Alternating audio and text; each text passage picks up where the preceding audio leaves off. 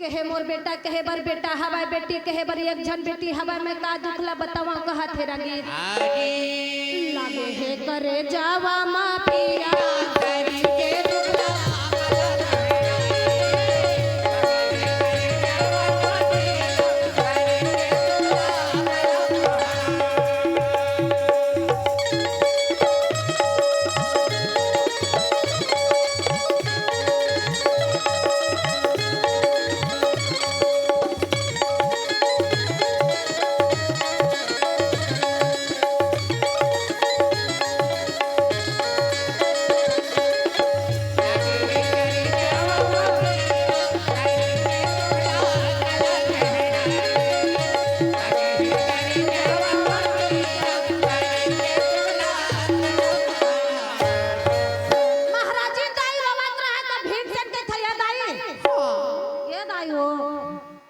हे भगवान सुत के उठते तो आइने आओ ये हैप्पी हम ले रोवा थे दुख ही है वो की थे कोनो बाबू पिला समझते कोनो नहीं समझे हाय ना हे राम हे भगवान कई थे तो ये रोवा थे जा तो माई लोगन के मिले माई लोगन हां काबर भीमसेन बड़ बड़ बेरा के सुतैया रागी भैया त भीमसेन आवे त अपन माता कुंती ला कई थे काबर माई लोगन के दुख ला माई लोगन समझ के जा कहे तो माता कुंती हम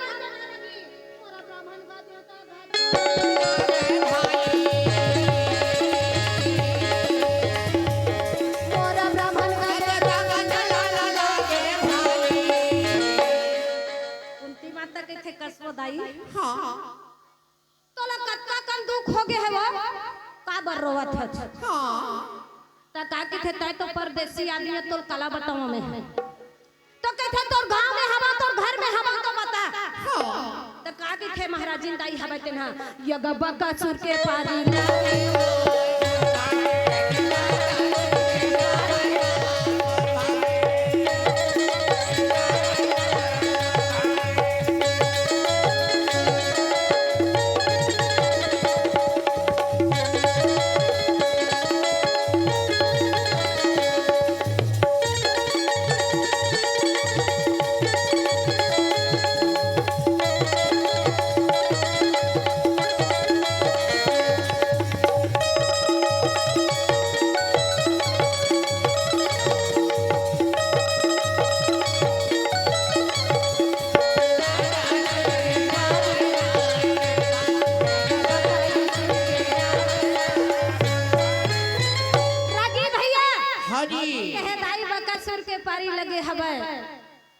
माता कुंती मुस्कुरा के सुन सुन चुप चुप चुप चुप मोर 5 जन बेटा है एक जन बेटल तोल दे हां ए तो कहते एक जन बेटा न देहु कोई त कजबा थटे भैया अब ये सबो हवाई तन ला हां जी के ये 5 जन बेटा है कोनो अपन सग बेटा देही ना आई कहे न तय कर सग बेटा न है का भैया तो कहते नो है कहा थे बैरागी नो है कहा थे फिर आम खाना है पेड़ तो नहीं गिरना है भाई नहीं जानना है आम के आम गुठली के दाम का बोला दाम नहीं पूछना है भाई बोला आम खाना रागी भैया एक जन अपन बेटा ला तोल दे थो बका सुरबर भोजन हमरा के आही के और का बात ला सुने त कहत फिर एक ठन मोरा बात सुन ले के का चीज मोर बेटा ला पेट भर भोजन खवावे तोर बेटा 1 किलो के खाई 1.5 किलो के खाई पटकुन तो गठिया नहीं ले जाओ हैं अक्कल कहा देबे अब यदि सब पक्की पक्का हो गए पारा के मने वो दाई दीदी हो जत गए आए है कोनो भात कोनो साग रांधे लागी काबर भगवान के भंडारा में एक जन से नहीं होवे रागी भैया पारा परोस के चावल धोने वाला चावल धोते सब्जी काटने वाला सब्जी काटा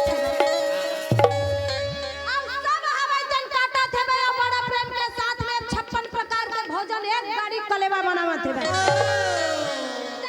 भीमसेन हा कती हो दादा नहीं दिखत है वाला बला के लावाना कहे रागी भैया तब भीमसेन हा भाई तन का कहत है रागी वाह बोदा पान के पत्री कैसन रही थे रागी आए जंगल में गे हच खाते हवा जाबे तो अमर कंटक डर तो का भीमसेन हवाई तन रागी भैया बोदा पान के पत्री सिले या पत्री सिले के बाद में का कहा थे बे रागी नवगढ़ले माता नौ रंग चुनरी तोर बर नाना वो माँ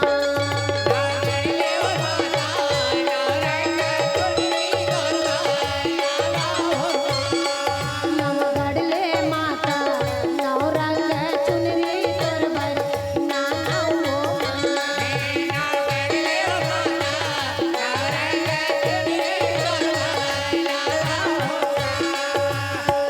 नौ रंग चुनरी वो माता नौ रंग चुनरी वो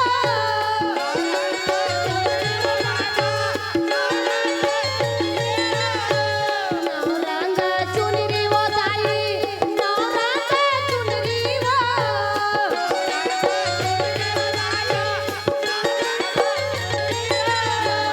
ले माता नौ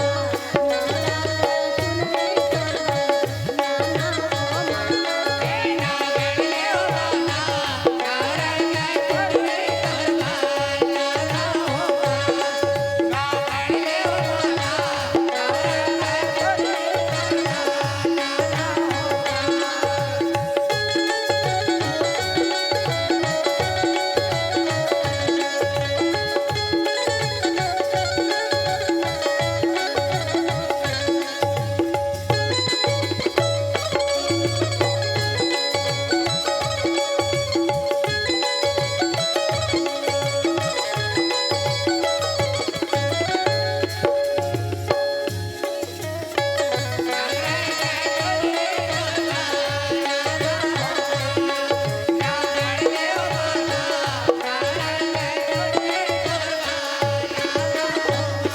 हाँ बोल वृंदावन बिहारी लाल की हाँ कुछ प्रेम भेंट आए हबै दीदी हो शांत लगाए मत बैठ रे देख ले चिट्ठी अतका बढ़े तो कम से कम तहु मन तो देहा वो चुपे बैठे अब कहे का गोलू पापा पैसा उसा नहीं ले काल बरम 5 दिन रही हैं एक के घम आई तो देख कत कर तो कम से कम ज्यादा नहीं तुम दत्का वाला देते दाई टोकन वो हैं कहे लगी आए तो कुछ प्रेम है टाइम मऊ पढ़े उढ़े नहीं अंधकाबर कोई प्रकार से कई एक शब्द नहीं बनाए जी बहुत चटक जाता हाँ सूझन है हाँ बोल वृंदावन बिहारी लाल की हाँ सुखदेव लिहारे सब परिवार की तरफ से भगवान कन्हैया के श्री चरण कमल में 205 रुपया समर्पण करे बोल वृंदावन बिहारी लाल की उसकी श्रद्धा भक्ति की उसके कुटुंब परिवार की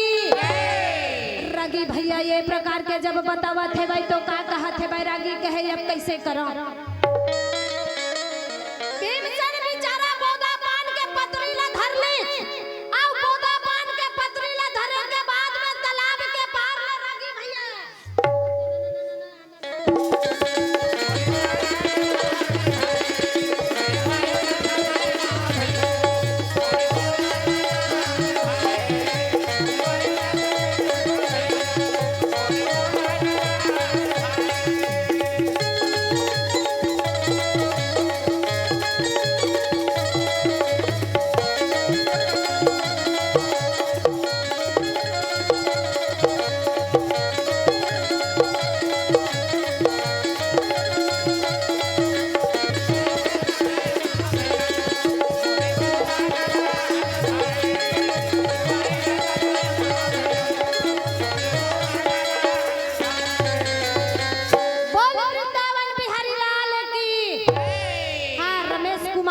वर्मा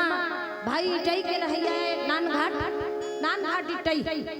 ओकर तरफ से भगवान कन्हैया के श्री चरण कमल में 31 रुपया समर्पण करे बोल वृंदावन बिहारी लाल की उसकी श्रद्धा भक्ति की उसकी कुटुंब परिवार की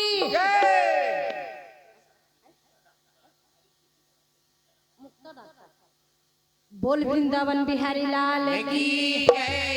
हाँ श्रीमान मुक्ता डॉक्टर जाने माने डॉक्टर हैं देख भैया डॉक्टर उक्टर के नाम लेथा तो कंडरो लागथे है नहीं ओकर तरफ से 251 रुपया समर्पण करे बोल वृंदावन बिहारी लाल की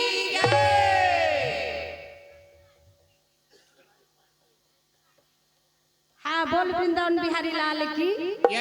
हाँ श्रीमान श्रीमान श्रीमती नहीं नहीं नहीं नहीं नहीं बता नहीं कुमारी हो है श्रीमती काबर नहीं लगा कई झन मन कई देते तो हिल हो हाँ श्रीमती अन्नू पांडे की तरफ से भगवान कन्हैया के श्री चरण कमल में 21 रुपया समर्पण करे बोल वृंदावन बिहारी लाल की बोल वृंदावन बिहारी लाल की जब ये बात में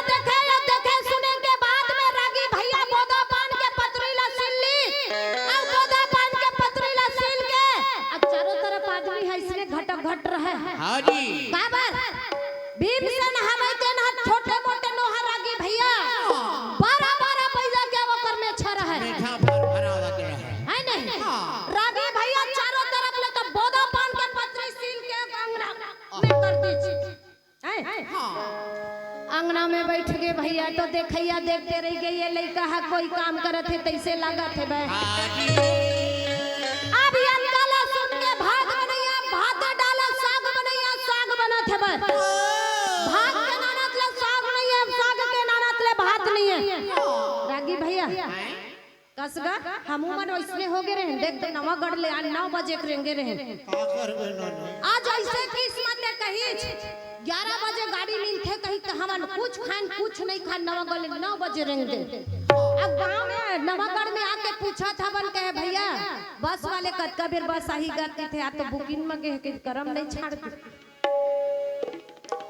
तब का करिन भैया 1 बजे ऐसे गाड़ी में हम ऐसे हो गई जीव अब काबर बस कोनो में रुकती चलेगा नाश्ता पानी कर ले सीधा बिलासपुर में रोकी और रोकी तक टेम्पो वाले इकर मन के हाथ लगा कहां जाऊं वैसे कहे वो खाए नहीं मिली बड़ बड़ लागत से है रागी भैया अब यही प्रकार के भीमसेन भात के नानत ले साग ला खाए साग के नानत ले भात कुछ नहीं बाज गे रागी ऐसे कैसे भीमसेन हवा जन 12 खाड़ी के धान चावल खाडरी 6 खाडरी दादा तब भीमसेन के पेट तब होई से काबर सही बात है बताए गए भैया महू ऐसे कहा नहीं दीदी हो तुहरे नहीं बात है का तुहरे नहीं महू हरो भाई आई नहीं ता का कहते जब तक भीतरहीन नहीं खा रहा है तब तक भोजन अगर कत्तो झल्ला करा ले भीतरहीन भर मत खा रहा पर अब के भीतरहीन मन वैसा नहीं है काबर नहीं है ये घर से थी अब वो का कहते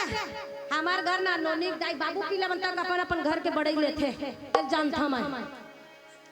हमार घर नोनी के दाई हम और बिना नहीं खाए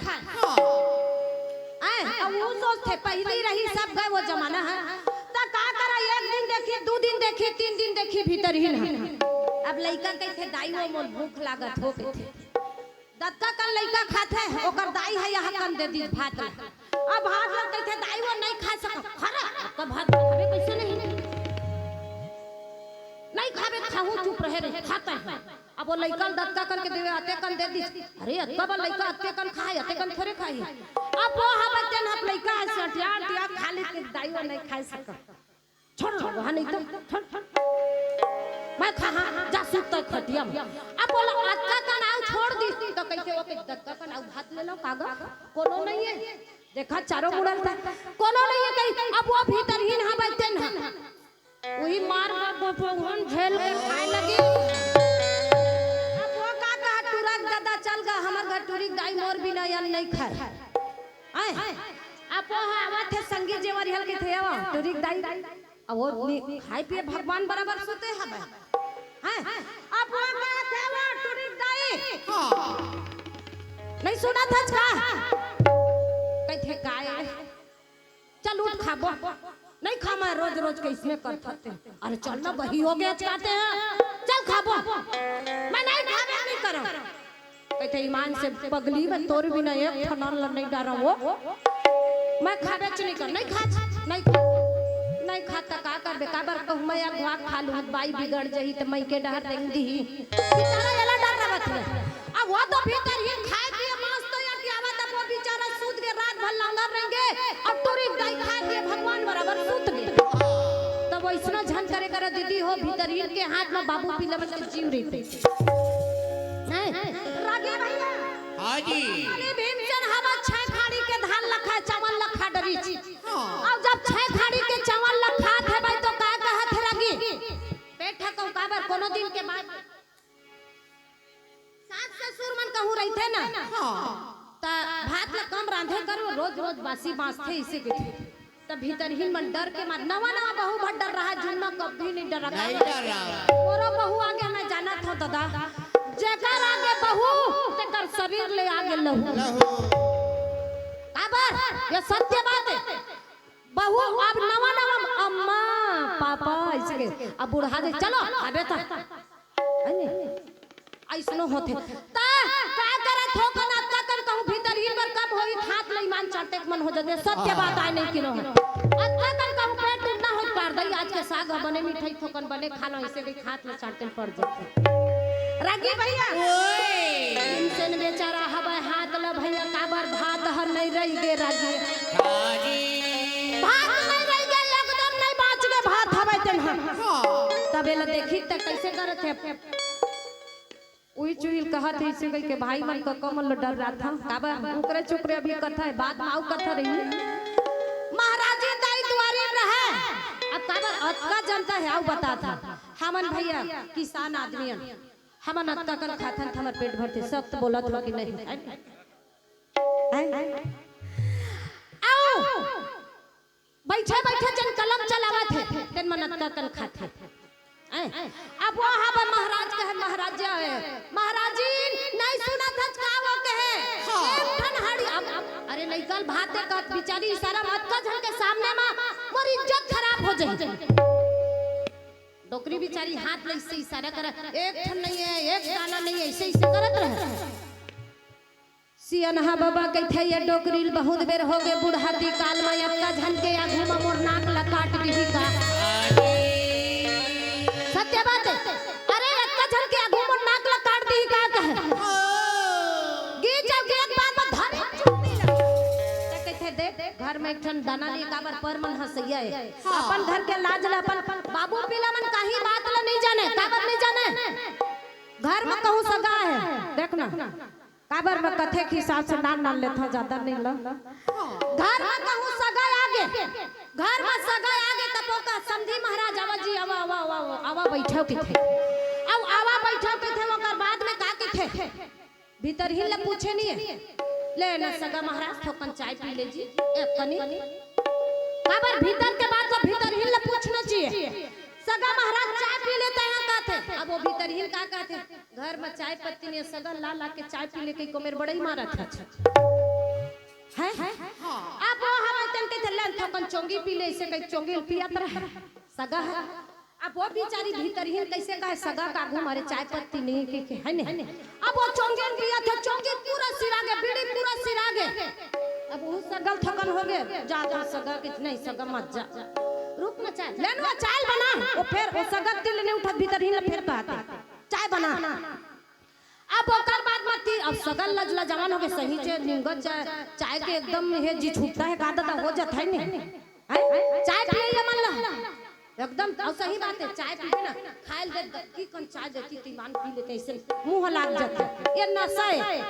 रागी भैया हां जी भीतर ही लग भीतर में जाके कहते चाय नहीं बना चब ले और में एक ठन दाना नहीं है चाय पत्ती शक्कर तक नहीं है अब सगल बैठा रहे हते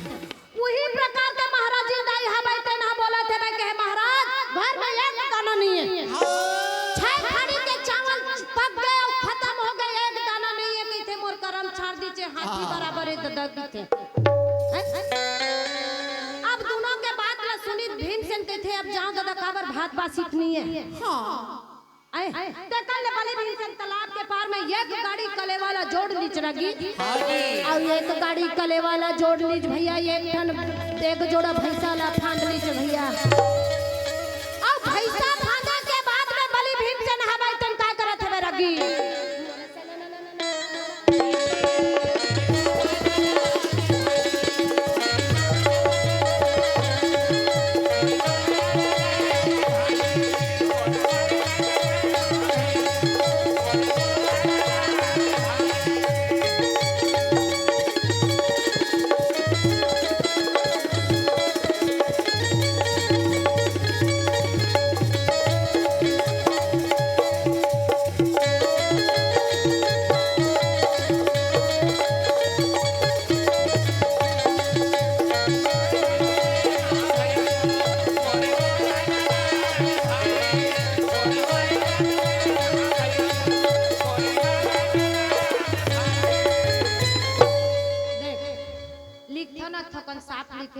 भैया काबर घसीटा साफ मार देत माहौल अच्छा नहीं लागा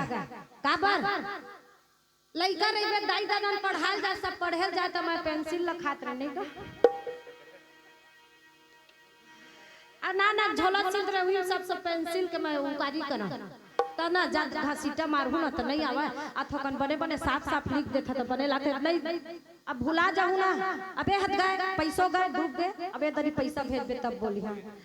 बोल वृंदावन बिहारी लाल की जय हां सकून निर्मल कर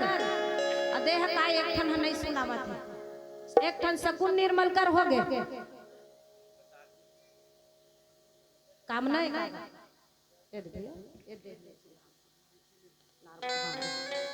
हाँ बोल वृंदावन बिहारी लाल की जय हाँ मानसी निर्मल सकून निर्मल कर मानसिक निर्मल कर और ये का विजय साहू शिव ध्रुव ये सबो जन की तरफ से भगवान कन्हैया के श्री चरण कमल में 51 रुपया समर्पण करे बोल वृंदावन बिहारी लाल की जय ज्यादा ना भुला गए दे अब ऐसे कर सबो गणित करके देख और मैं ज्यादा पढ़े हो ना भाई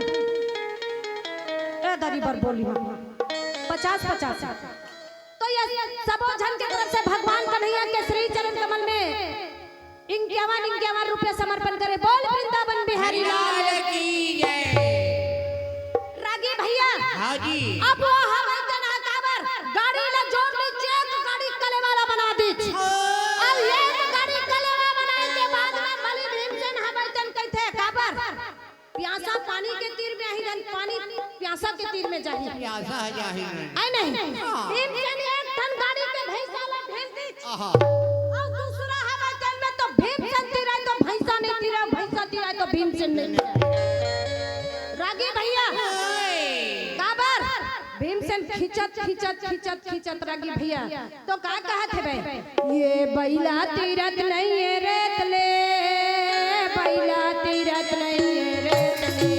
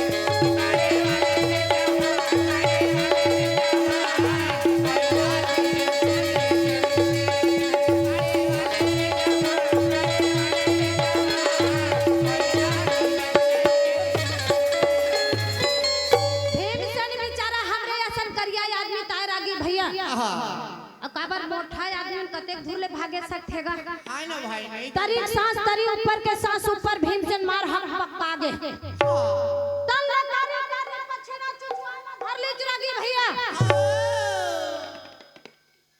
कसगा थुकेल मोला बड़ भूख लागत है बे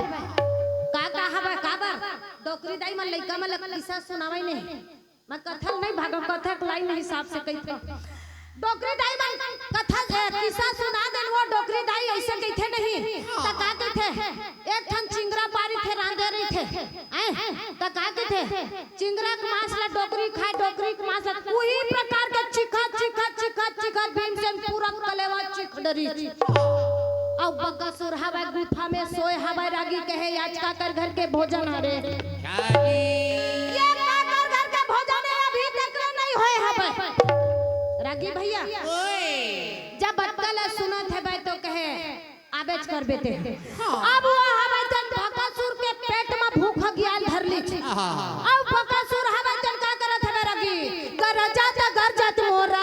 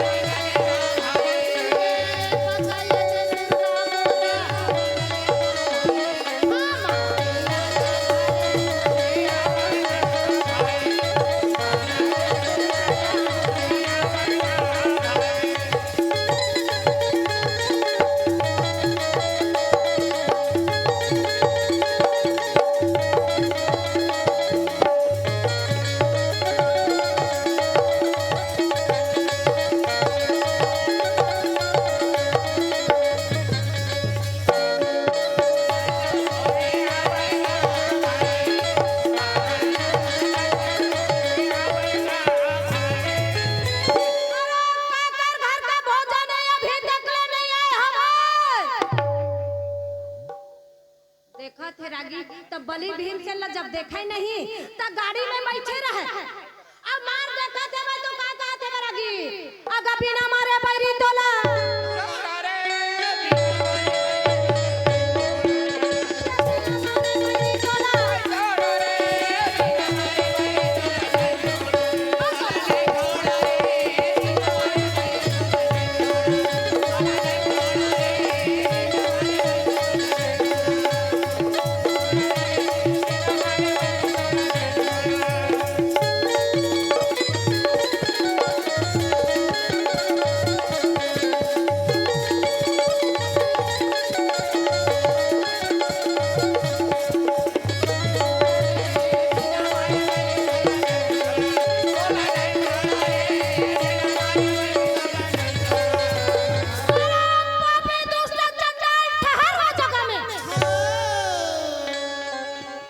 रागी भैया ओए बिन बादर के बादर गरजा थे कतीले दादा वाही बाटा टहलन बादर आए हिस्से वाले बात नहीं है पर पानी नहीं गिरा रागी भैया अब वो हवाजन कहे बकासुर हवाजन तीर में आए और तीर में आए के बाद में का करे थे रागी भैया भोजन लखा थे भाई कौन हा भीम से नहा भाई ते नहा बकासुर देखा थे भाई रागी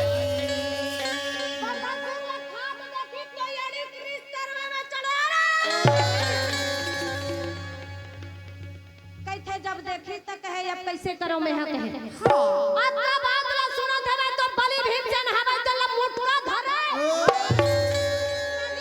मारी त भीमसेन आ नहीं कही हां रागी भैया ओए मोटा आदमी मारबे न नहीं बाजा लगा तक नहीं कूद ले सो गेंद बराबर उदकत है भीमसेन हवा चल लागी थ नहीं ला बकासुर सोचा थे लागी छी नहीं लागी चला भीमसेन कहते खा ले रे मुंह सही ले रे पीट के हवे के ना भर ली ना तब देख के ही जीवन तोर तो बलि भीम कहला ना छोड़ दे रागी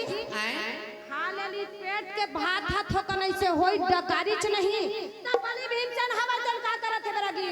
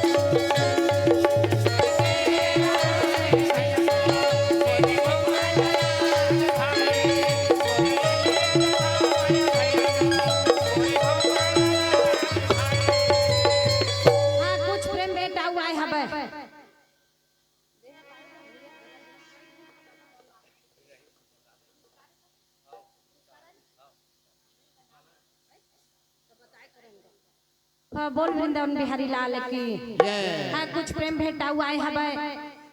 हाँ, शारदा की तरफ से भगवान कन्हैया के श्री चरण कमल में 101 रुपये समर्पण करे। बोल वृंदावन बिहारी लाल की जय। दाई होवा जय कारल बोलाय करनो काबर नहीं बोला हैं काबर आज एक दिन गोठियाल हूं तभी 5 दिन रही हां दादा एक ही दिन नहीं गोठाए नहीं तुहर मन के दया में भगवान के कोई जगह देखे टीवी आस्था चैनल में देखे भगवान के नाम होते काहे के अरे नाचा मत पर तालीम तो बजाए करबो मैं नाचे नहीं का ये बात नहीं है नाचना काबर भगवान के दरबार में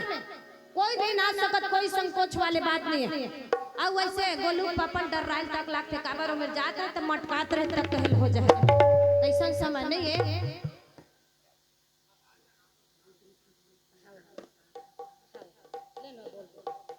पत्ता बड़ा है देख दीदी हो का हो कि तुम लो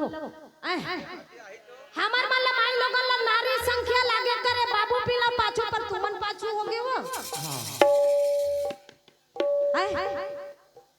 ये सब के नाम हवे हम ऐसे वाले बात नहीं है नहीं तो भगवान के बता जाऊं ऐसे वाले बात में अभी थोकन बढ़ा दा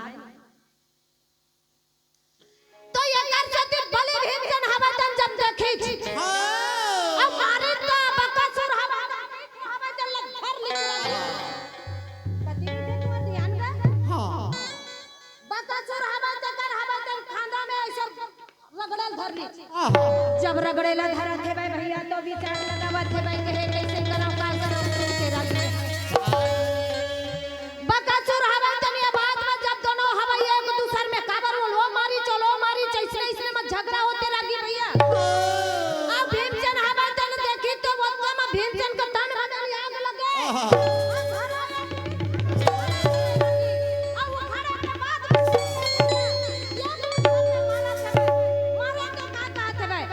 जाने बलवान तोला जाने बलवान तोला जाने बलवान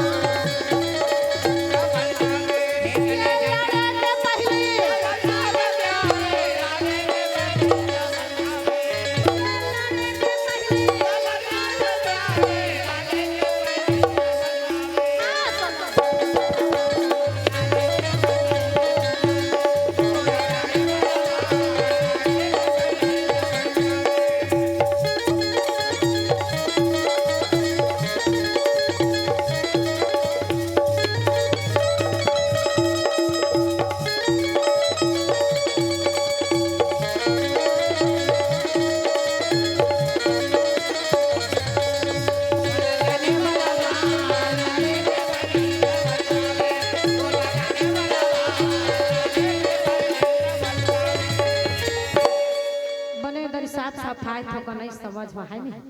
बोल वृंदावन बिहारी लाल की जय। ऐसे महाराज हमूमन मंगल आरती करथन न थोकन बने लागथे पर आज शुरू दिन नहीं करे मंगा काबर रात हो गए जनता भाग जाए के पर हमरो मन के महाभारत के नियम में अब अत्तर रात हो गए आज तो गए काल भर दीदी एक कट्ठा चाउर धर के आई नहीं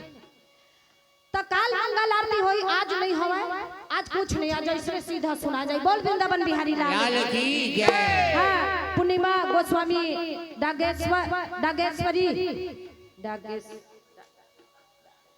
डागेश्वर मानिकपुरी सरस्वती एक आएगा संडे काबर हमर डरने भैया काबर हम गांव में इसना नहीं जानत रहे आने संडे कहत कई एक ठन हो जथे हो जही मसो तो ध्यान मत दहु और दीपक साहू निशा साहू एक मन के तरफ से 51 रुपया भगवान कन्हैया के श्री चरण कमल में समर्पण करे बोल वृंदावन बिहारी लाल की जय। मयंक कहार कृष्णा कहार एवं भगवान कन्हैया के श्री चरण कमल में 51 रुपया समर्पण करे बोल वृंदावन बिहारी लाल की जय। गौरव कहार सफेद खदान लिखा है हाँ सफेद खदान देवरी खुर्दा बिलासपुर ननकी लाल निषाद 25 रुपया गोपाल आनंद सोनी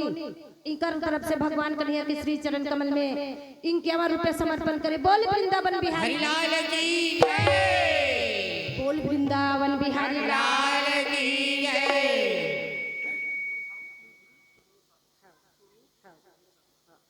हाँ शिव ध्रुव तिजौ साहू सोनू विभीषण ये सबो जन की तरफ से भगवान कन्हैया के श्री चरण कमल में 60 रुपया समर्पण करे। बोल वृंदावन बिहारी हरिलाल की जय। बोल वृंदावन बिहारी लाल की जय। है। तो ये प्रकार के बलि भीमसेन हवाते नहरगी भैया हाँ जी। विचार लगाए लगी के है अब एक दूसर दोनों लड़ाई होए बकासुर हवाते मर के रागी बकासुर मरा थे तो ये बलि भीमसेन हवाते ना माता बिहारी की जय हो। वृंदावन बिहारी की जय हो। हाथ लग उठाए कर दीदी हो पैसा मांगता हूँ का तुहार मन सुन भैया मन खुद देवत बेचारा मन बोले नहीं कहो पर एक ठन आऊ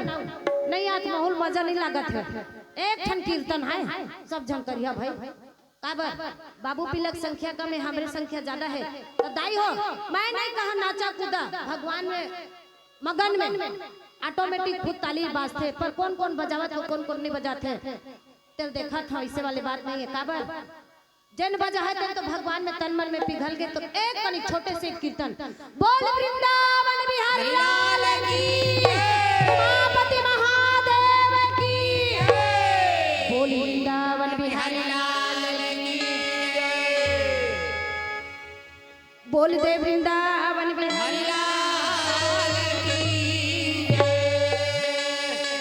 राधे राधे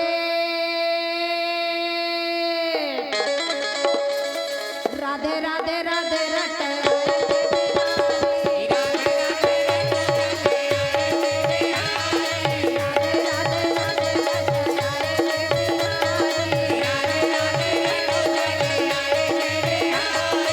आएंगे बिहारी चले आएंगे बिहारी आएंगे बिहारी चले आएंगे बिहारी राधे राधे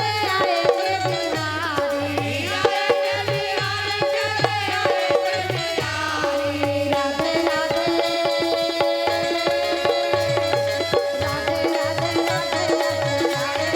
आएंगे बिहारी राधे राधे आएंगे बिहारी राधा रानी चंदा चकोर बिहारी राधा रानी चंदा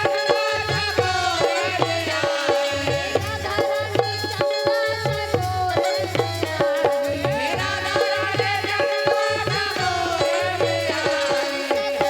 बिहारी ये चकोर बिहारी राधे राधे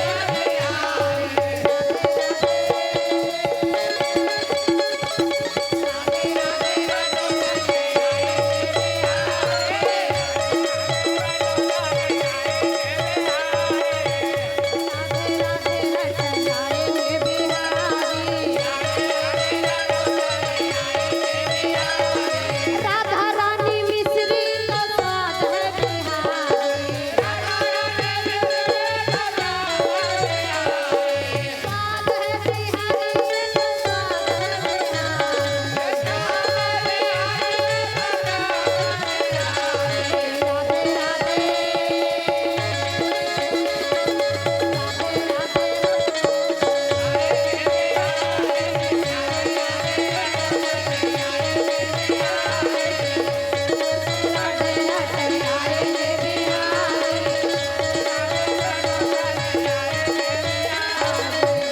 बोल मांगे बिहारी भगवान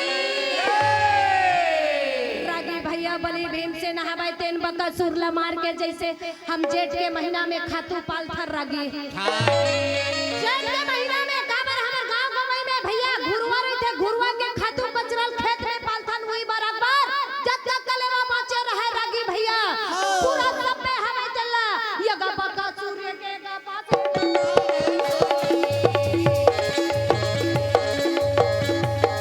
यगा बका सूर्य के गा पारी गला है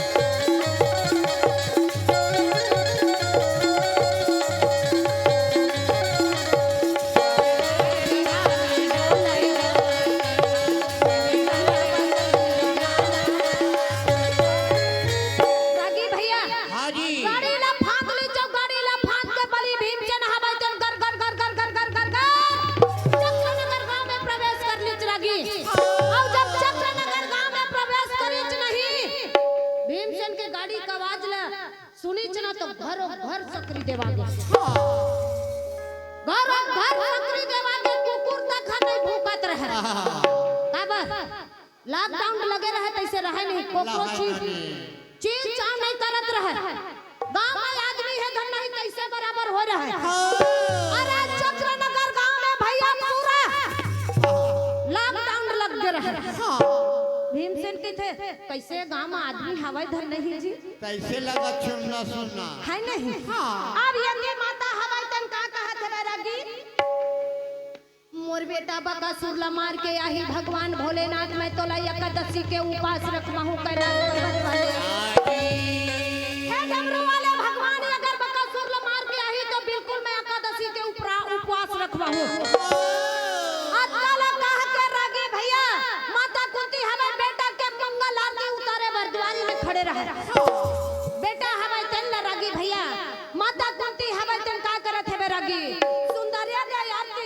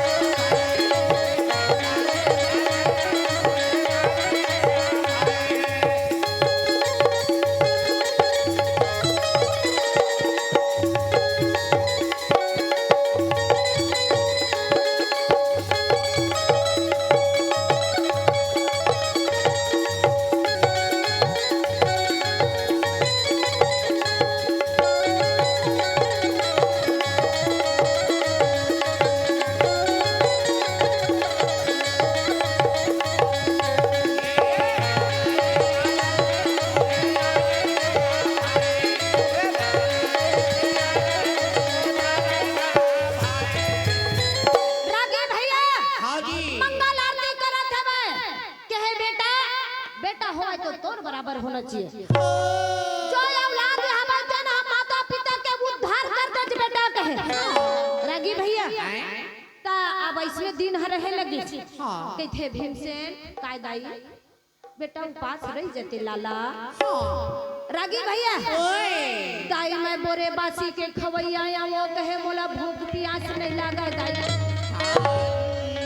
मैं उपास नहीं रह सकता दाई माता कुंती की थे एक दिन के बाद तेरे बाबू एक दिन रह जा रे बेटा रागी भैया भीमसेन हवाई तन एकादशी के उपास निर्जला एकादशी रहना है कहे एक ठंडा ना कोई सो झगड़ा ना कोई सो लड़ाई नहीं करना है बेटा कहे रागी भैया माता के आज्ञा ला मान ले चूही पुत्र है वही बेटा ये रागी भैया तो का करे बलि भीमसेन हवाई तेन रागी उपास रहा त ककरो में न ककरो में झगड़ा हो हुच्चे आइने त कहां जाए भीमसेन हवाई तेन का सीधा गंगा भगवती मां गंगा बहात भीमसेन गर्मी में भूख में प्यास में तड़फे लगी चिरागी भगवती गंगा में आड़ी आड़ सोगे भैया आड़ी आड़ जब सोबत है बे तो ये जीवन खाने घाट में भगवान भोलेनाथ के मंदिर रहे भगवान भोलेनाथ के मंदिर हवे तो माता पार्वती हवे तन का कहत है बे राजा काया हो गणेश के पप्पा दिन भर भांग धतुरा पियरी थमोला बने नहीं लागे के काबर घर में यदि का होवत है नहीं होत है ती कर्मन के तू हर शुद्ध नहीं है आज तू मन है ऐसे एक तो देख तो माँ भगवती गंगा कितना प्रवाह पहले है माँ भगवती गंगा कितना बाढ़ बोए है हमार मन के पूरा मंदिर लउड़ेरा पूरा लेक जही रागी आज का बात ले सुना थे भाई तो भगवान भोलेनाथ है भाई तेन का करत है भाई रागी माता पार्वती के बात ला माना थे भाई अब माने के बाद में कहे पार्वती हो कागे है तोला वही भूत इतनी होगी है भाई अरे मैं वही भूथी नहीं हूँ माई लोगन के घर पुरिया है सुघर है और तय है आज यति भांग धतुरा पिए जमन कैलाश पर्वत में बैठे रही तो के आज देख तो माता भगवती गंगा हवाई तेन का होगे बाबा कहे आज कैसे होगे का कारण ने कहा था हाजी वैसे बात न है वो पगली कहता तके सुन भीमसेन हवाई तो मोर उपास है भाई कहे हां और भीमसेन मोर उपास है भाई उपास के वजह से आज वो व्याकुल है भाई आहा गर्मी में तड़फड़ावत है भाई ये वजह से तो चल कर परीक्षा ले वो का के काबर उपास भूख में कोनो है दीदी हो तीजा पोरक उपास रहिथन त ऐसे हो जथे काला खैता काला वचन के छे काला खैन काला बचन ओइसना नहीं रहे रागी ओइसन नहीं कहन बा कौन लखन कौन ला बचन कतका बेरा दाई मन खुद आगुले महतारी मन हां अरे भगवान कतका बेरा 2 बजे तोर बेटी लग उठवा पकवा खाइबा पकवा जानता जरा जानधन ने हमर छत्तीसगढ़ ही वही कालेवा है नहीं पकवा बनाए है भाई अब बेटी चिटियाए सुते रही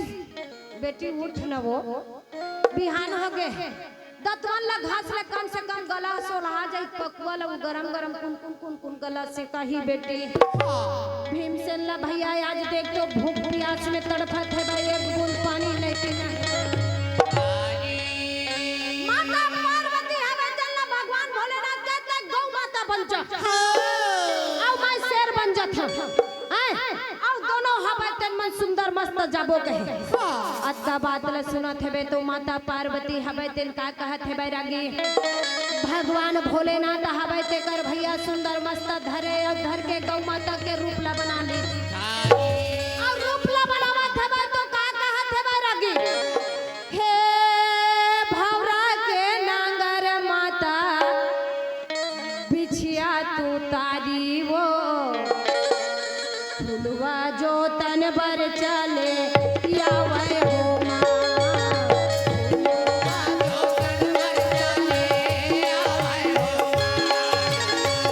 भौरा के नांगर माता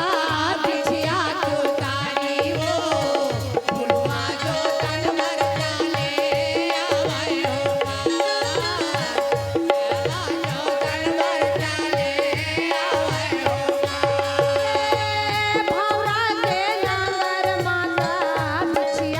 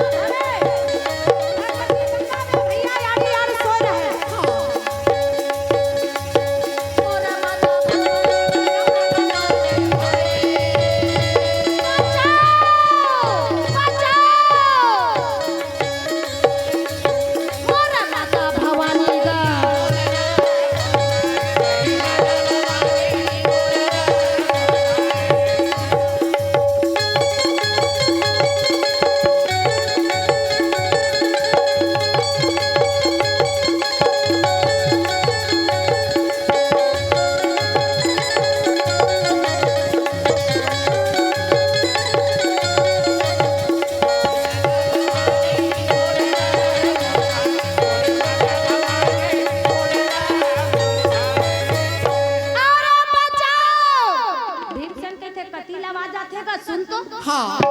कोनो ला विपत पड़ गे हवाई कोई गौ माता ला विपत पड़े हवाई कहे बलि भीमसेन हवाई तेकर कान में आवाज सुने लगी अरे बचाओ बचाओ गौ माता के आवाज ला सुने तो बलि भीमसेन चारों तरफ ला देख ली हाँ जी अब चारों तरफ ला देखे के बाद में बलि भीमसेन देखी तो कहते देख कहे शेरे कहे गौ माता ला कूदावा थे भाई बलि भीमसेन हवाई तन का करत है रगी ये कभी ना मारे पैरी तोला ये बिना मारे पैरी तोला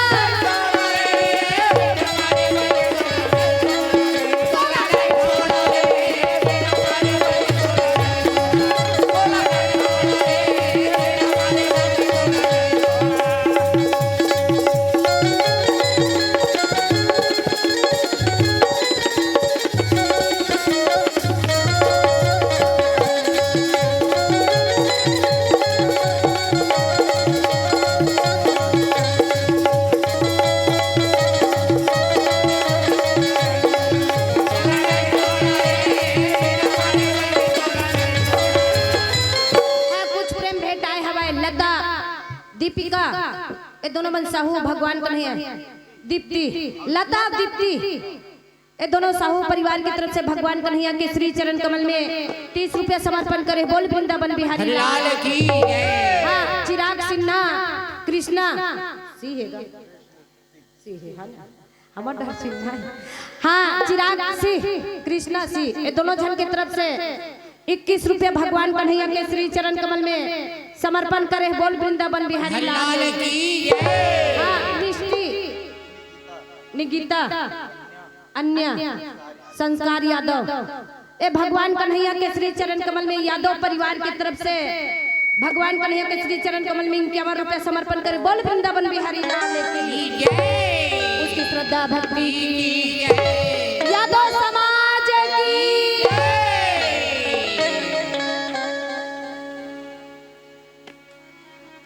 बोल वृंदावन बिहारी लाल लाल की जय। जब इतना बात न सुने तो भगवान भोलेनाथ के पीछू में भीमसेन के गदा कन के रगी 666 मन के गदा ले अब बलि भीमसेन के पीछू में लग गए भैया कहे अब का बतावा कहे ये भी ले तेरी ही जगह भीमसेन भगवान के भोलेनाथ के पीछू में माता पार्वती की थे पार्वती तो कही थे काय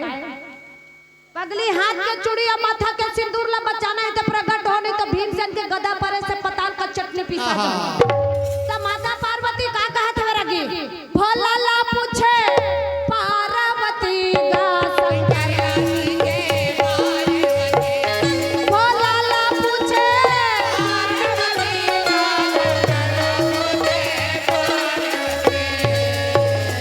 रागी भैया माता पार्वती के पार्वती ते हाथ के चूड़ी माथा के सिंदूर ला पगली सलामत रखना तभी प्रकट हो और प्रकट ने काबर थोड़ा बाचा था पर ही नहीं हरि दर्शन कबा होएगा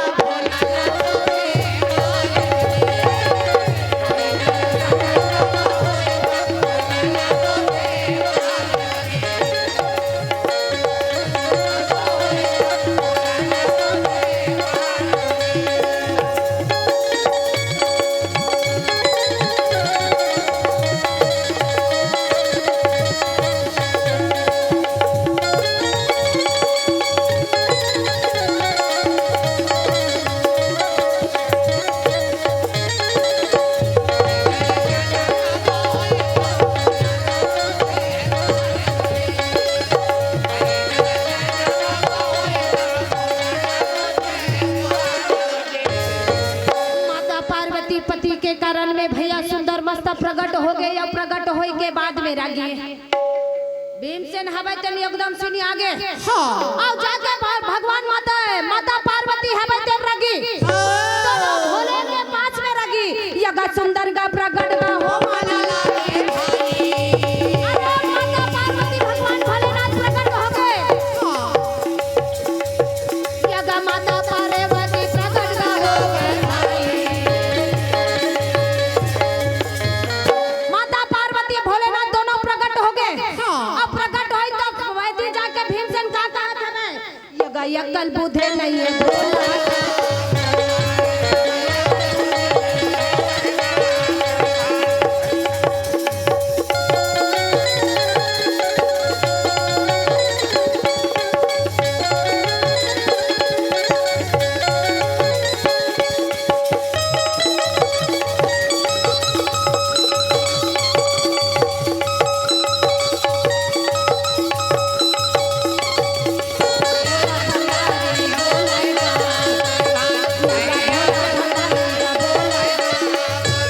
रागी भैया हाँ जी दोनों प्रकट हो गए तब घरदानी कहत लगे के काबर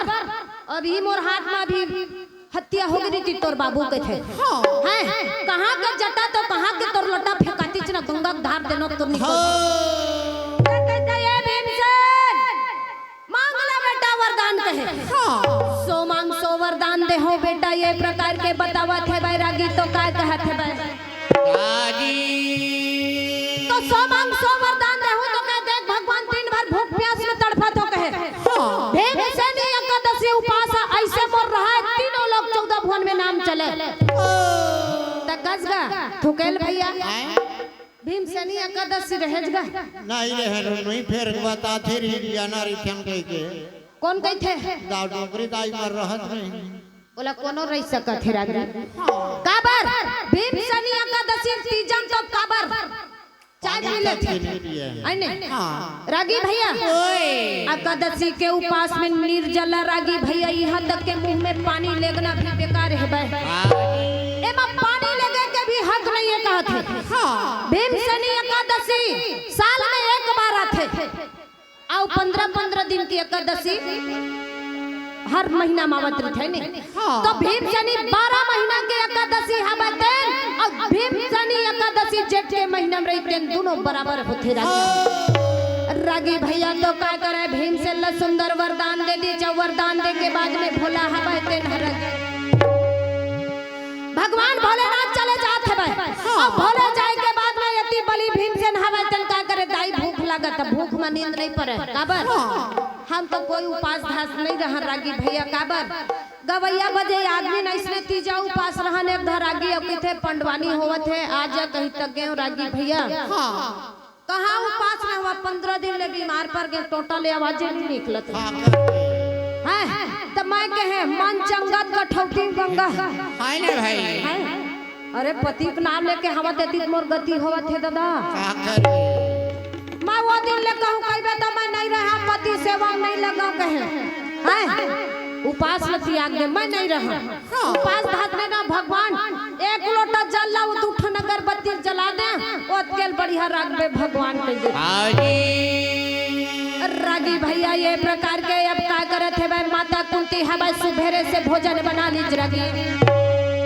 और सुबेरे से भोजन बनाए के बाद में बलि भीमसेन 5 कौरा भोजन खवा दी जब तक माता कुंती अगर भीमसेन 5 कौरा भोजन नहीं खाती तो कौन खवा देते चकर पेट नहीं भरती रागी भैया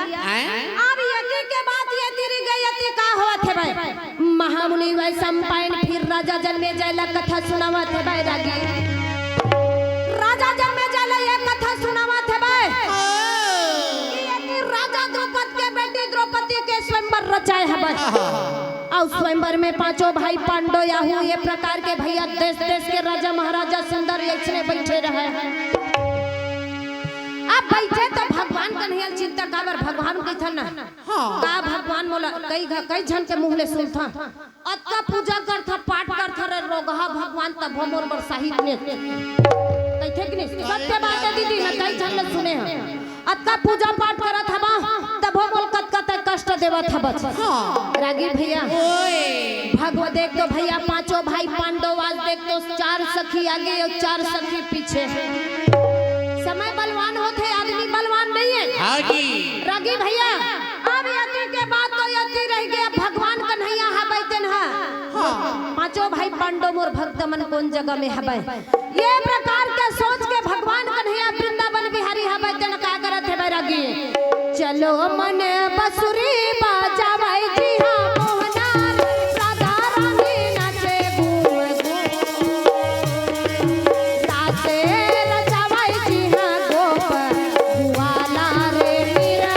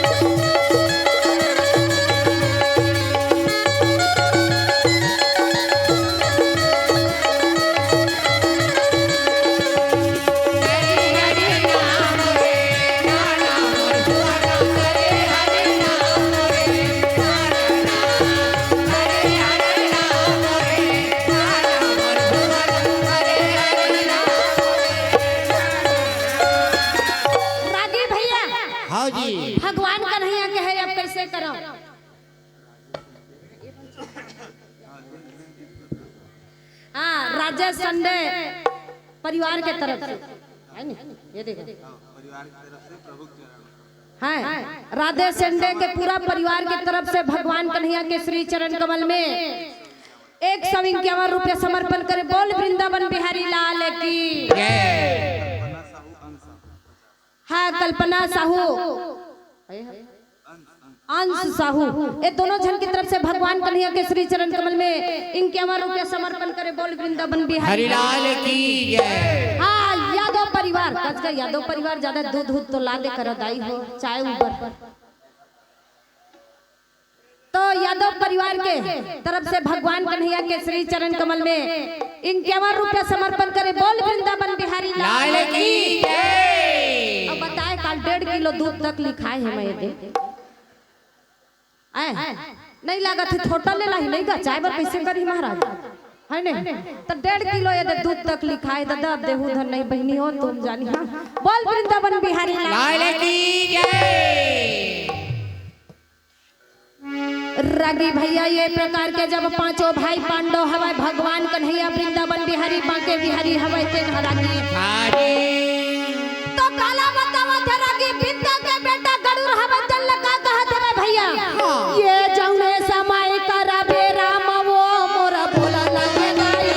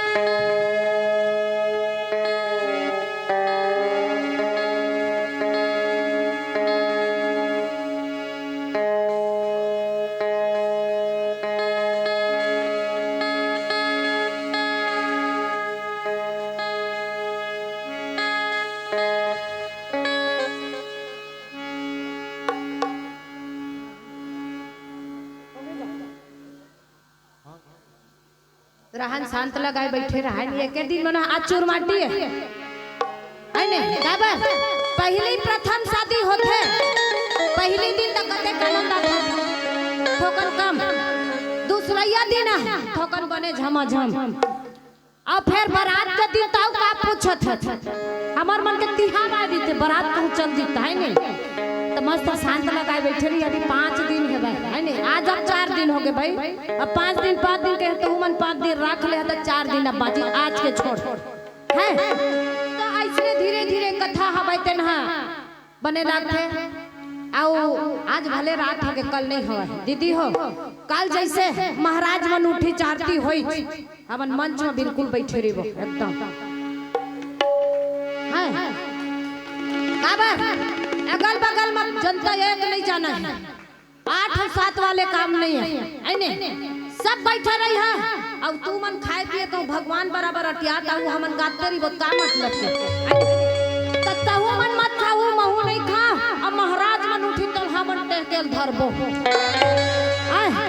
तब मस्त ऐसे बैठे रही है कोई बात नहीं आज हो गए रात तो हो गए। बोल वृंदावन बिहारी लाल की रागी भैया हाँ जी अब यदि काय कहत है बैरागी सरयू के तीर माया अयोध्या है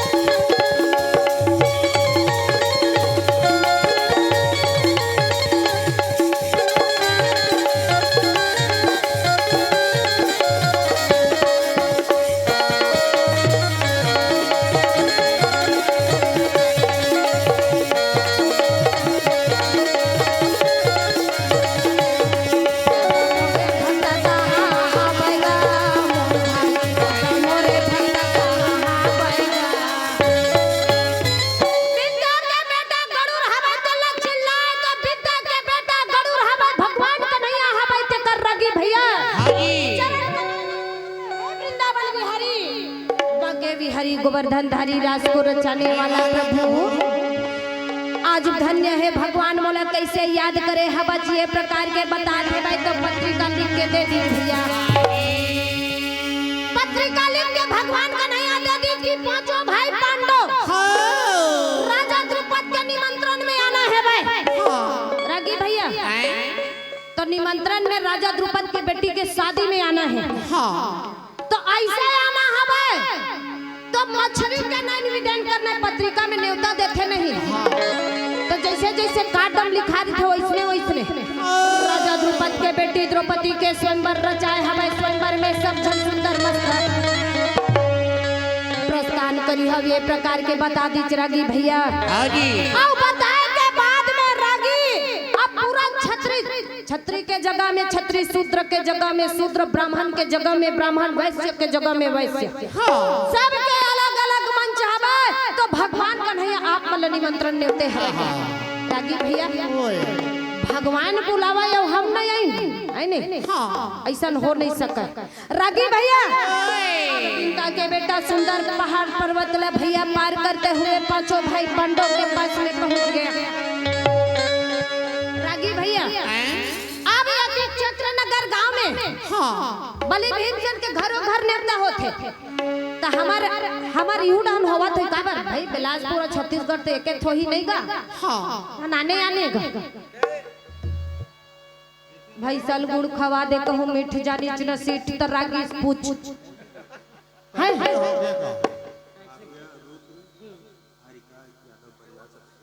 हां एक भाव्या रुद्र हारिका ये सब जन यादव परिवार है। भगवान कन्हैया के श्री चरण कमल में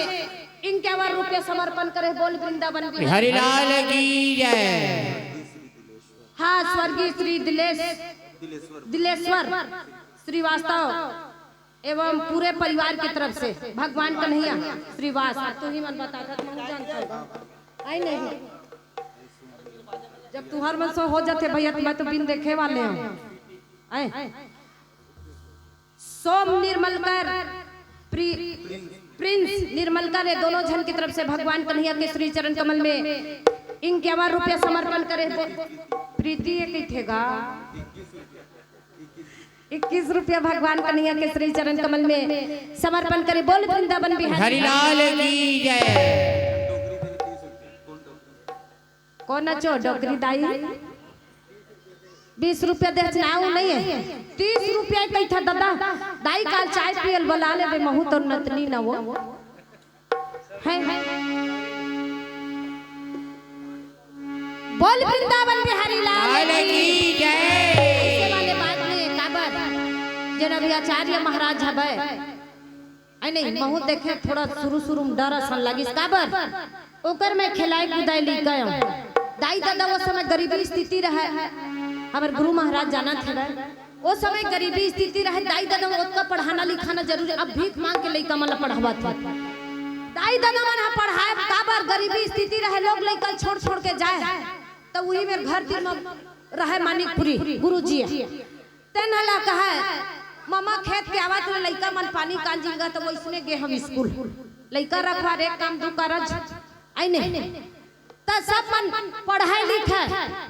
तही हमर गुरु महाराज मोर बनान नान थैली सिलाई कपड़ा के त सब मन ह नहीं पढ़ाई लिखत में सब पेंसिल देवा कहा पेंसिल दे बैठे बैठे हिल खा माटी धूर रखात रहता पेंसिल सुहावा अब जियान आथे भगवान महू थकन पढ़ ले रही का बतावा आई नहीं कहते नहीं कोनो मकर संक्रांति मांग बताते हैं तो कर बताते हैं पढ़े रहते तो ईमान से महू का बता वो कबे महू फड़फड़ाइल भर लेता पर का करबे समय बलवान बोल वृंदावन बिहारी लाल की जय। रागी भैया हाँ जी अभी अपना बात ले सुन लीज भैया या सुने के बाद में आज पांचों भाई पांडव हवे ते प्रेम आई नहीं प्रेम पांचों भाई पांडव मन चा अभी ऐसे नहीं दीदी हो अभी पहले दिन एक मोर से प्रेम नहीं होई तुमला अब ऐसे प्रेम कई प्रकार के होते हैं पर प्रेम ऐसे प्रेम होते कि वास्तविकन में आदमी सही है ओकर प्रति ऐसे अपन आप निर्भर कर देते ता अभी पहले दिन तुमला माया कम हो 2 दिन 3 दिन 4 दिन या घर जाऊं तब का मेरी ईमान से तुम नरवासी है तुम देख है अगर आदमी के प्रति प्रेम रही थे तब पांचों भाई पांडव मन गांव के नर नारी जब विदा लेवा थे भाई तो आंखी से आंसू बहावा थे भाई राजे नारी मन विदा करत पांचों भाई पांडव के आंखी के आंसू बहावा थे भाई तो यदि माता कुंती का थे भाई रागी डारा ले टूट के बना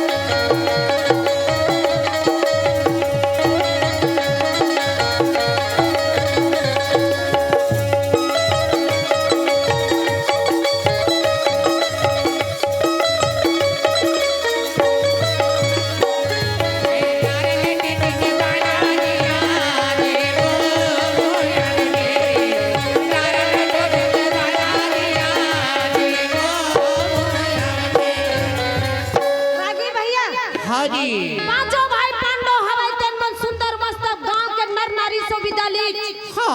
भैया मैं तुहर गांव में 4 महीना 4 साल के लिए आए रहे कोई प्रकार के इंसान से गलती होते आई नहीं तो कहे कोई प्रकार से मोर से गलती होगी सो है तो मोर गलती ले ध्यान मत दूर क्षमा करियो तो कहे पांचों भाई पांडव हवाई तेन लरागी भैया हमरे गांव में रही जा भैया झंझा हमार गांव ला तारन तरनी करे मत जा मज्जा कहा था कहाँ में रही हते एक ठन इसलिए गांव के रहना पेती नहीं कहन हम भैया काबर रहती त अपने रहे बर नहीं है तब पंडवानी के रहन नहीं त कहा एक ठन घर ले ईमान से प्राइवेट दहु कहता खेते घरे भला चापते थोड़े खेत देते त तो आई नहीं कोई प्रकार के पांचों भाई पांडव हवा तेल रखा है पर कहे नहीं काबर आदमी मीठ मीठ रहे आई नहीं करू हो गए तो ज्यादा दिन मत तक राठिल हो जथवा हो जथी नहीं कि भैया आदमी पंडवानी होवे गांव चढ़ोतरी में होवे पहली गांव चढ़ोतरी में जाए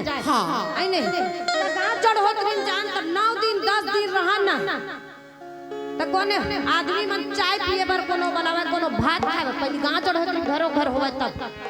आए ऐसे जात रही सब वैष्णव जमाना नहीं अब तो यूट्यूब और टीवी सब में देख ले प्रसारण रंग रंग के टीवी चैनल में मोबाइल में देख ले आए अब कोई कलाकार कौन एक दूसर ले कोई नहीं जाने तैसन बराबर हो गए हमें रागी भैया धर्मराजा धर्म के दाता हाथ जोड़ के प्रणाम करे थे भाई और प्रणाम करके कहा थे मैं तुम्हारी सेवा में अत्ता खुश हूं कोई प्रकार के आप मन से गलती नहीं होए हमें रागी भैया अत्तला सुन के अब क्या करे थे भैया सबो भाई मन सुंदर विदा लेवा थे भाई अब विदा लेके अब आगे बढ़ा थे भाई जाते जद भैया मणिपुर ग्राम में पहुंच गए पांचों भाई पांडव हवाई तक मर गए जब पांचों भाई पांडव मन मणिपुर ग्राम में पहुंचे रागी तो अर्जुन कहते दाई वो इही में नहा लेते मैं पांचों भाई पांडव हवाई तक मन एक तरफ में रहा ये की काय करत थे भाई भीमसेन हवाई अर्जुन हवाई सरोवर में स्नान करत थे भाई अब सरोवर में स्नान करत थे तो भैया कैसे भुलाए हरि भजन लरे माटी के चोला कैसे भुलाए हरि भजन कैसे भुलाए हरि भजन लरे माटी के चोला कैसे भुलाए हरि भजन रागी भैया अर्जुन तरिया मां जाते वो नहा धो के रागी भैया अर्जुन नहावा थे तो क्या कहते बे माटी के चोला माया में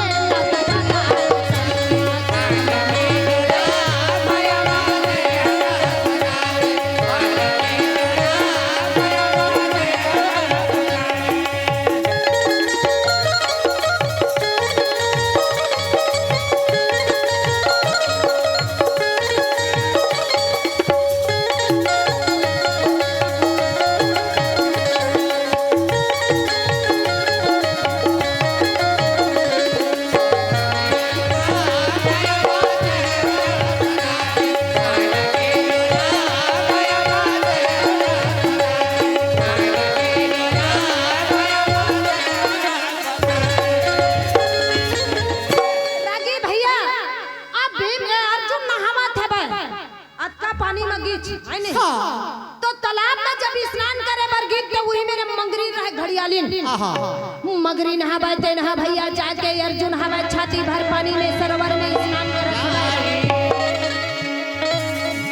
अब जैसे नहावला धरत है तो घड़ियाली नहावे अर्जुन के का करत है रागी ये गड्ढा पीले गोड़े पकड़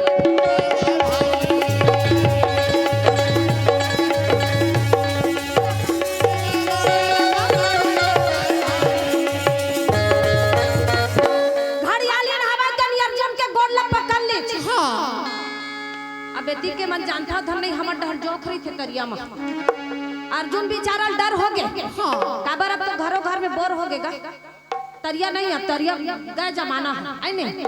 अर्जुन के थे मोर गोल जो पकड़ ली तैसे लाग थे दादा गरु गरु लागी छी आई नहीं तब अर्जुन हमारे तन का करत है भाई यगा धीरे धीरे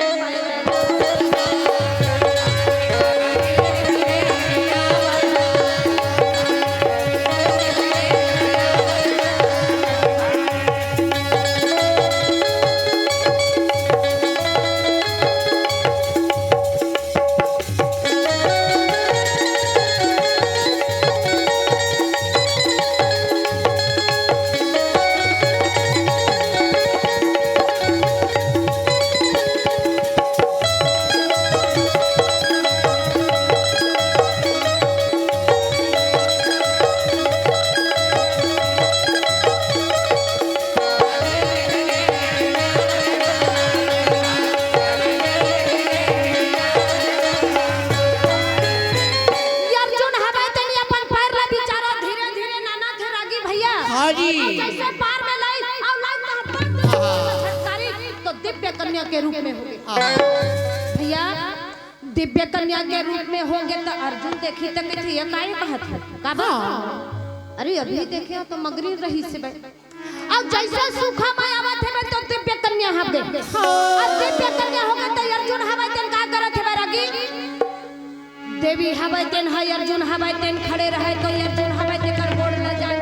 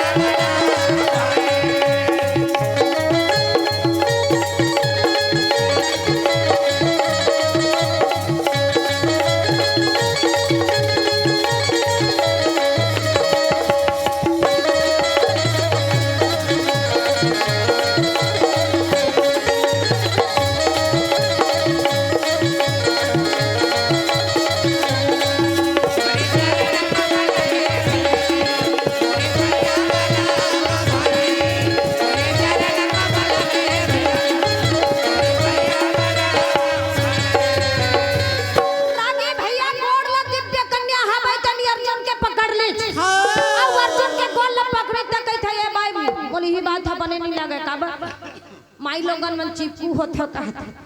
नहीं महाराज तुहर चरण में मोर उद्धार हो है आ मोला अपन चरण के दासी बना ले महाराज मोला अपन पटरानी बना ले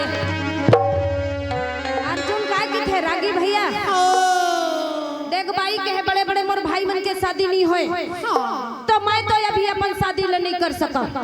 ये कह के भैया अर्जुन हमारे तेन हम पटाला थे भाई तो कहे गंधर्व शादी कर ली रागी थुकेल भैया गंधर्व शादी कैसे होते हमार मन के शादी गंधर्व कैसे चलता जाना हमरे का सही कहा गंधर्व शादी कैसे होते आजकल कोर्ट में रिज लग गई थे अरे न दाई न दादा न परिवार न कहीं दे दे पैसा सुघर बिहार आप तो बताते भैया सुनता मैं आन आन जात हो गए 2-4 लाख देते थे तो इसने भागत सरकार लागू कर दी है हाँ रागी भैया अब वो हवा तेन मन दोनों जन भैया सुंदर मस्त गंधर्व शादी करनी जब गंधर्व शादी करने के बाद में रागी बड़ा प्रेम के साथ में तो कहे सुन कहे अभी मैं बनवासी हूँ काबर परदेसी हूँ काबर अभी मैं दूसर के गांव में आए हैं मोला रख के बेट नहीं रख सका समय आही बाई तो मैं तोला अपन जगह में ले जाऊं ये प्रकार के सुंदर मस्त बता दीज रगी अब बताए के बाद में अभी अर्जुन हवे तेन मन बड़ा सुंदर बड़ा मस्त रहे लगी एक दिन दो दिन रही जैसे वो जगह वो समय में इंतजार करे लगी आई नहीं अब इंतजार करे के बाद में रगी भैया बड़ा प्रेम के साथ में अर्जुन हवे तेन मन मांगत खात दिन बितावत है भाई रगी मांगत खात दिन बितावत है भाई जाते रगी भैया कहाँ पहुँच गए मणिपुर ग्राम में पहुँच गए अब मणिपुर ग्राम में पहुँचा थे भाई तो एक कुंभकार ब्राह्मण देवता के घर में कहे महाराज काबर राजा द्रुपद के घर में स्वयंवर रचाए ही थे भाई मोर दाइला 4 पहर रात राख ले साधु महाराज ओकर बाद में फिर मैं अपन माता लया के ले जाऊं भैया अरे पाने वाला पाबे करी आई नहीं आंखी सुख हमू मन देख लेते तो कहते मोर दाइल हमारा बात ले महाराज राख लेते गुरुदेव अब ओकर बाद में राजा द्रुपद के घर ले स्वयंवर ले हमू मन सुंदर मस्त आ जाते कैसन होते आंखी सुख पाने वाला पाबे करी आंखी तो देखबो कैसन होते राजा द्रुपद के घर है रागी भैया कुंभकार ब्राह्मण के घर में माता कुंती हवे तेल छोड़ दी रागी अब भगवान कहे रहे आहू तो इसमें माता काबर अब हम ही मन आए हन बस में चढ़ के आए हन भैया ता कहा थे काबर ए हम नहीं रीति त हमार ला कोनो नहीं जाती तू भारत वाले के जानती कोनो का अब ये ला छोड़ दे त कहां है कोनो मेरे जात है अपन आई नहीं अब यही हमार मन के पहचान है रागी भैया हां जी कतो जन बस में कहथे का सो भजन ही कहां जात तू भारत गायला की था मन मु भारत गायल नहीं जात दाई मंडवानी गायला जाथन मु भारत कौन है कहथे कोनो का पूछबे भैया हमरे घर दाई हमरे महतारी कहते मु भारत हो ठीक तब भारत कौन है घरों घर में झगड़ा हो तो मुंह के भारत सुना तो मन आइए हम महाभारत है तब वो हम कहथन हिम ढल जाइन दादा मु भारत महा दाई बिलासपुर में मु भारत सुने जात है आहू तो हुमन ऐसे कहीं कहा है 2-3 जन पूछी से त कौन मेरे कहथे त खुर्दा पारा है देवी खुर्दा माहू कहीं आई नहीं राजी भैया हां जी ऐसे जाबो तो पांचों भाई पांडव के सब जान डर ही